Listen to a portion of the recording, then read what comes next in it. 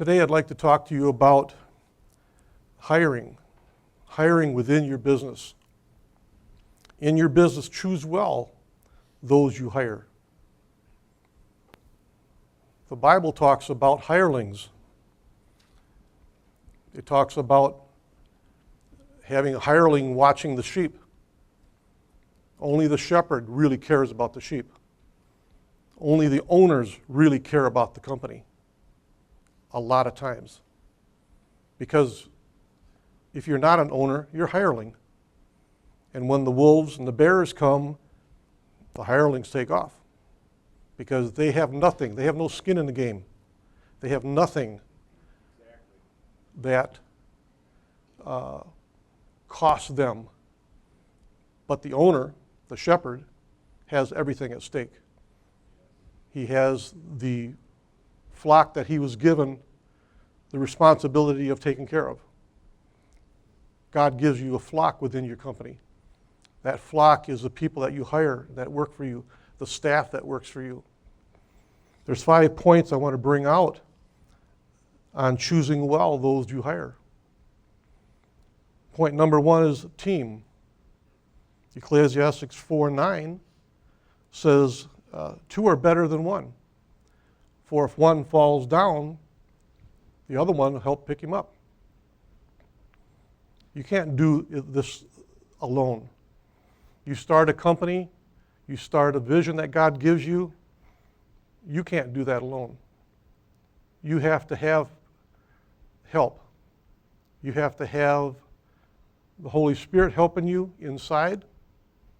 You have to have people helping you. In this company right now, we have over 40 people employed. Been as high as 182 sometimes.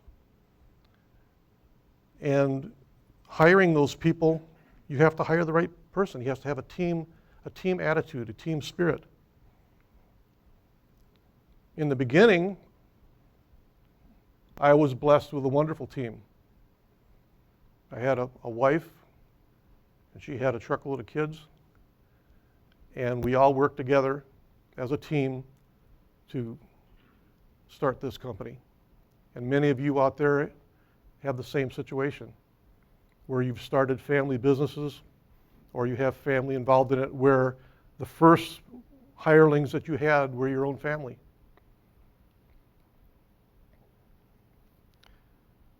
Point number 2, there's power in multiplication. There's power in multiples. Where 1 puts 1,000 to flight, 2 puts 10,000 to flight. I don't know, some of you out there probably have the ability to lift 100 pounds. Back in my younger day, I could do that. But if you had somebody helping you, you could lift 280, 300. How come 2 can lift almost 50% more than 1 alone? The power of multiplication, the power in 2 people helping one another.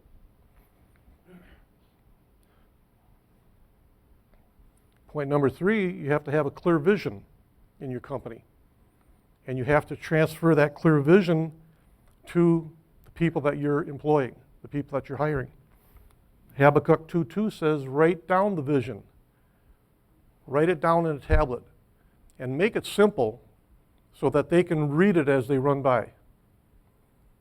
Don't have this vision with 180,000 words in it. Make it as simple as possible and write it down and post it and have each one of your people understand what that vision is. And don't have people on your staff that doubt the vision. If you understand the vision, you buy into the vision. If you don't buy into the vision, this is the wrong person that you want on your staff. Because they will drag you down later on. So have a clear vision, write it down, understand what that vision is that God gave you, understand it yourself first. Then pass it on to someone else by writing it down in letter form, in plaque form, on tablets, whichever way you want to do it. And then have everyone you hire and everyone that's working for you understand the vision, and buy into it. Point number 4 is unity. You've got to have unity within your company, just like you have to have unity within a family. A house divided against itself falls. You got to have teamwork, and you got to have one goal and one understanding of what that goal is and how we're going to achieve that and what your part as an employee is going to be in that. Make sure they understand that totally. Point number 5. Don't put up with contentious people. What's a contentious person? Well, the Bible says it's a mocker, an insulter, a quarreler, a scorner. It's a complainer, backstabber, talk behind your back when you're not here, talk to your wife at home or your husband at home about the dirty rat that you work for. I'm walking across Woodman's parking lot one time. An employee that had gone through a rough divorce was coming across the parking lot, coming into the store when I was going out, and he had his new wife with him. Well, there was no way that they were going to avoid me because I want a confrontation. I want to meet the new wife. So as I'm rolling my cart up there, I hear this guy say to his wife, he says, "That's the old man I'm talking about." Or some kind of derogatory comment like that, like this is the bad guy I've been talking to you about. And so we chatted for 30 seconds, 20 seconds, whatever. But that confrontation right there gave me a hint as to where that person's heart's at.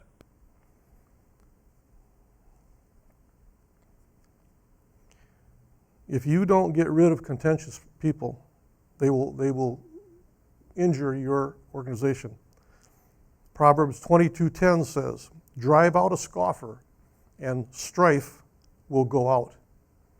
Get rid of the complainers, and the strife and division in your company will go away.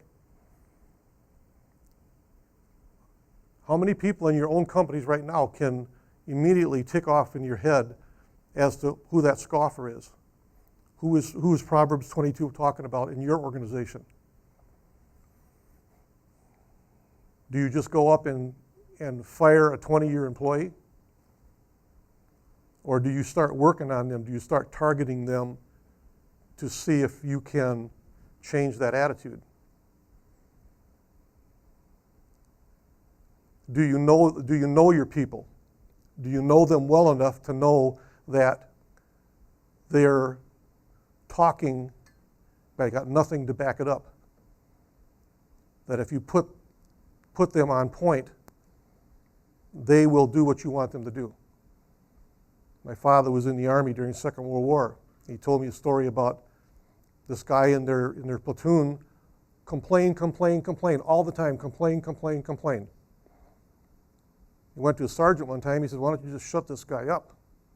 The sergeant said, "Why do I want to do that?" He said, I know exactly where he's at, but all you quiet guys, I don't know where you're at. I don't know if you're going to shoot me in the back of the head when we get into combat, but I know him. I know his." So there's a balance there, and that's where the Lord comes in, and the Holy Spirit comes in, and you put that person into your prayer life, and you truly ask the Lord to show you if there's any changing of that person that He can do. And are you doing something that's making that person feel like that? So it's a time to reflect. But if you find this in the interview process, don't hire them.